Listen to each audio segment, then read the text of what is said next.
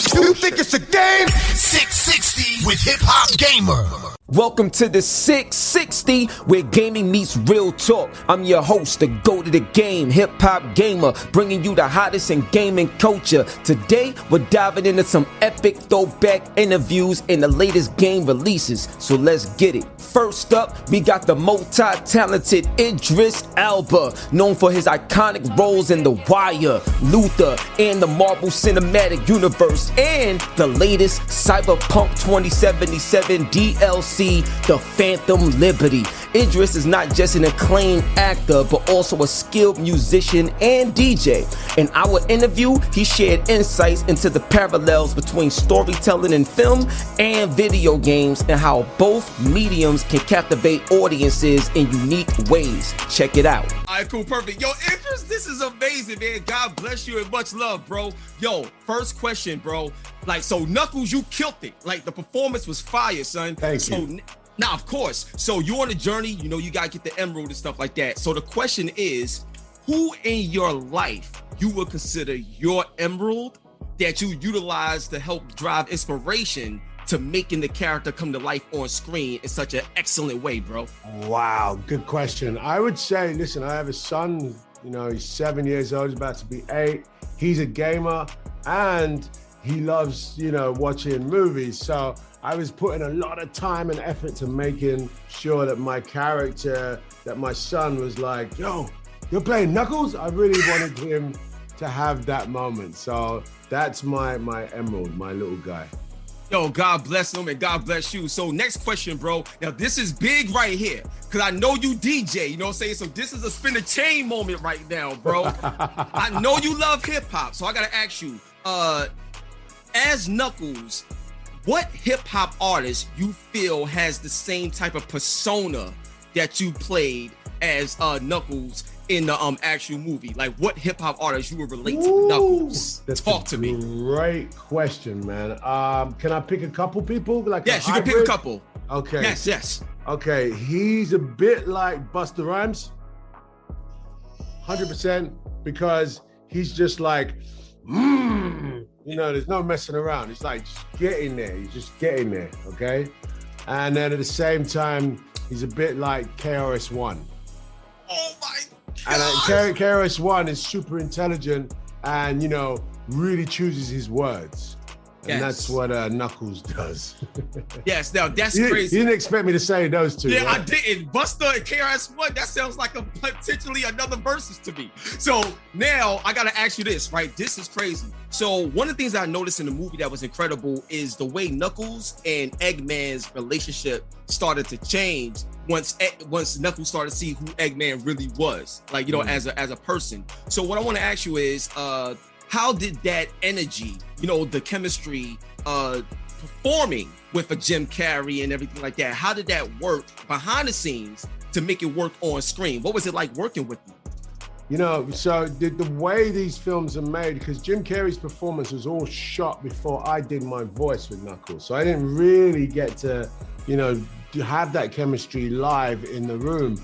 But it was very carefully constructed so that when he spoke, I did my thing. And because all of it's in the script, okay? So all of those beats are in the script. I basically, you know, performed to his live performance on the film. But, you know, cleverly, you know, we paid attention to how he says things and how I say things and making it sound like we're in the same room. It's all movie magic.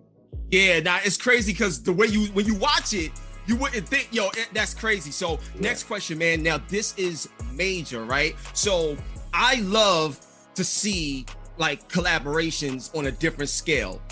So when you look at Knuckles, right? I would love to see how you would take Knuckles' character and go against like another video game. You know what I'm saying? And another character. So who would Sonic and Knuckles go against? You know what I mean? As another video game, because I know you love the games as well. Okay, Sonic and Knuckles, that would be a dope pairing if we went up against, I'd say the Mario Brothers, you know what I'm saying? Like, that would be mad, you know what I'm saying? Like, if they were like, well, first of all, if they were in a, you know, Mario Kart, you know, I think Sonic might have them real quick. But Knuckles, you know, he would just crunch up the ground and just break up the ground so that they would go for all kind of potholes. But, you know, the Marios know what they're doing, so it would be a nice little matchup. Yo, I think that would be incredible to see. So now I got to wrap this up. Final question, man. When you're on set, how has this movie experience helped you to become an even better actor in terms of what you got coming next? 100%. You know, when you do voice work, you really are stretching the muscles because, you know, no one can see your face. So you really putting a lot of the work into the expressions and, you know, and in this case, you know, I had to try and be a little bit funny, you know, but my character's not funny. But I had to try and, you know, stretch that humor muscle. I don't get to do that much comedy. So hopefully this will open up the doors for me to do a bit of funny work. You know what I'm saying? Yo, let's go. So look, that's my time. One love and God bless. This is Idris Elba on your Hot 97 every day. That's my word. God bless you. Take care, bro. Much Appreciate love. you, man. Love. Alright, y'all, let's talk about new games to look out for so far in 2024. We're seeing big titles like Final Fantasy VII Rebirth exclusively hitting the PS5 on February 29th. And the best fighting game ever made, Tekken 8, is already on the top of the charts. Get that now. Prince of Persia, The Lost Crown is an instant hit that you gotta play, and Yakuza is back with the man who erased his name, and the combat alone in that game goes beast mode, period. If you want more immersion, then check out the new VR title, Bulletstorm VR. That action hit different. Hope y'all enjoyed the breakdown. Now keep gaming right here on the 660 extended clip. Let's get it. Next, we got the legendary DJ Kid Capri in the building, a pioneer in the hip-hop scene. Kid Capri's influence spans across decades, from electrifying the crowds in the 90s to shaping the soundtracks of shows like Def Comedy Jam. He dived into the evolution of hip-hop, its impact on gaming, and the undeniable power of music in elevating game experiences. Tune in right now. So, Kid, the first thing I want to ask you, bro, is where did the Kid Capri come from? Like, what made you decide to do that? Because every time, like, we hear that, we already know what's about to go down. We see you rock all the, you know, clubs, stadiums, and everything. But where did that come from? How did you create that? Yeah, I don't, you know what? It's a good question. I was doing the mixtapes, and I guess that's where it came from. I guess it was like a little tag or something. I needed a way to say my name, and also on Def Comedy Jam when I got on television. It was just a way of me just saying it, and it just stuck with people. And next thing you know, I was going around the country, and everybody that seen me would say that. It got to the point where I got tired of hearing it after a while, but then I understood. And it just became my tag, man. It's just something that just came out. A lot of things that I say when I'm performing or whenever I'm doing something or recording, a lot of time it be spontaneous. It don't be written. So, and then, you know, depending on what it is, it might stick, it might not. You know, somebody else might hear it and they might take it and move on with it. So, you know, it depends on what the time of the day is or how the feeling is. Got you. Nah, I get it. So now, 50 years of hip-hop, you done seen it all, done it all, and still doing more and stuff like that. One of the things that, because we was chopping it up, and you talked about you've been hot for 37 years. I'm going to say that again. He's been hot. He's been at the top for 37 years. Crazy, bro. So I got to ask you, man, because you got a lot of people that's inspiring to not only be DJs, but to be DJs, to be artists, or just to be great in their craft, period. What allowed you, what kept you grounded, what allowed you to see that big picture so you can last this long and be at the top for this long? Knowing that it's not about me. It's never about me. It's always bigger than me. You know, a lot of times us as entertainers, we get lost in that. We think that people are doing us a favor by we doing people a favor by being here, when it's the people that's doing us a favor by keeping us here. And you know, I just think like a fan. I think like the person that might not make it. You know, and with that being said, you know, there's a certain kind of energy you treat with people. It doesn't matter what your talent is. Your talent could be your talent, but half of your career is your talent, and half is how you treat people, how you look, your perception. You know, understanding that it's bigger than you. You know, that you're here to do something, and if you could change people's lives, especially people that you never met before, that means everything. That's more than money. You know, I had a dude walk up to me and say, you know, kid, it's because of you I stopped robbing people.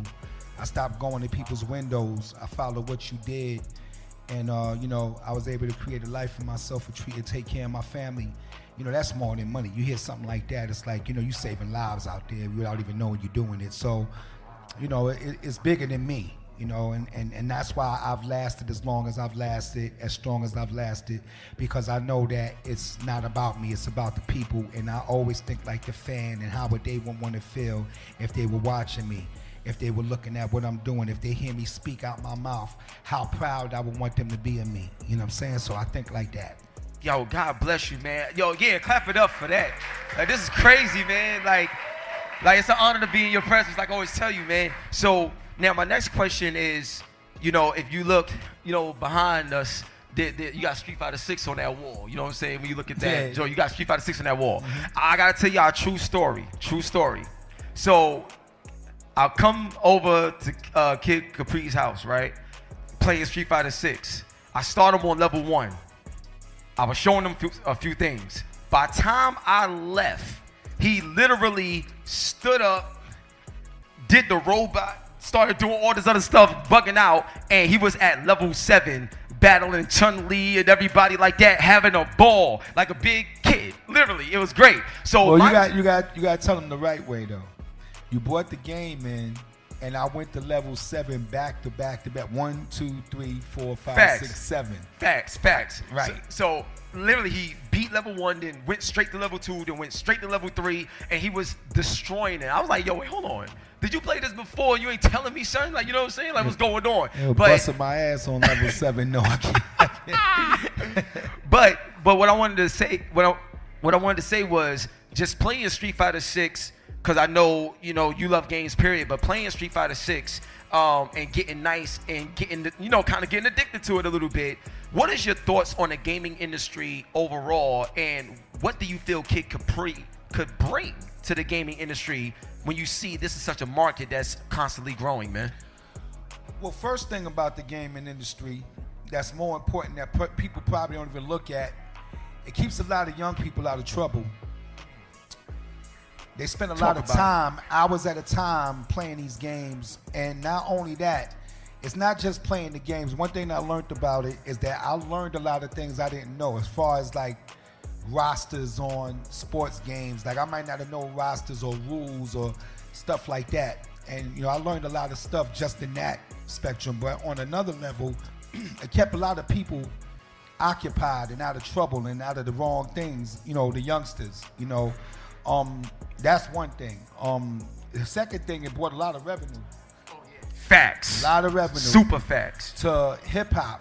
Because if you listen to a lot of these games, a lot of hip hop music is on these games. If you listen to Grand Theft Auto and, you know, all these different games that's out, they have hip hop incorporated in there. So a lot of revenue was made, you know, through hip hop.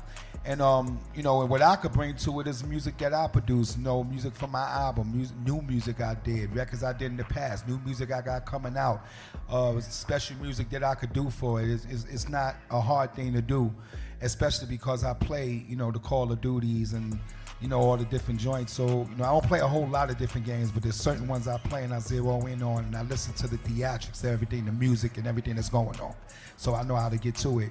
But yeah, it definitely is important if you're using it in the right way. If you're just using it to waste time, if you're not learning nothing from it, and it's just an enjoyment thing, then you might lose. But the whole aspect of it, learning everything about it, and then also the revenue of it is definitely important.